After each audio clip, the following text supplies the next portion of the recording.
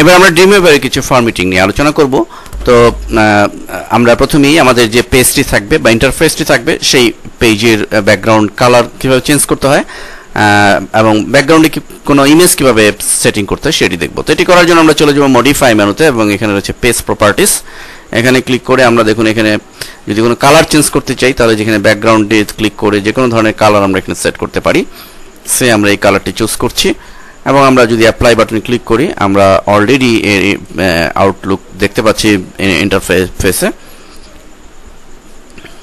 এবং আমরা অন্য একটি কালার দিচ্ছি, সে নেভি ব্লু কালারটা দিচ্ছি।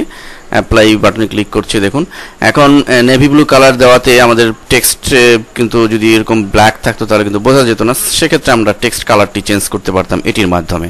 টেক্সট কালার এখানে ক্লিক করে আমরা হোয়াইট দিয়ে দিলে আমরা অ্যাপ্লাই বাটনে ক্লিক করছি।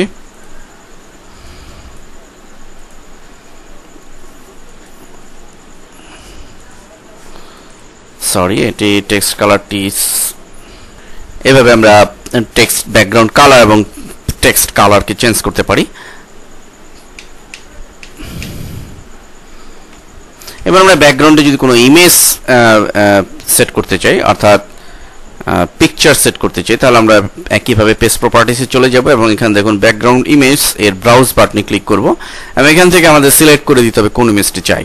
আমরা পূর্বেই যদি ইমেজটি করে নিব আমরা গ্রাফিক্সের যে কোনো সফটওয়্যার দিয়ে লাইক অ্যাডোবি ফটোশপ এর মাধ্যমে ডিজাইন করে এবং সাইজ ঠিক করে অর্থাৎ আমাদের ইন্টারফেসটি যে সাইজে হবে সেই সাইজে অনুযায়ী আমরা ইমেজ সেট করে আমরা সাপোজ এই ইমেজটি সেট করছি, দেন ওকে বাটনে ক্লিক করে আমরা সেভ। ওকে, দেখুন অলরেডি আমরা দেখতে পাচ্ছি একটি ইমেজ।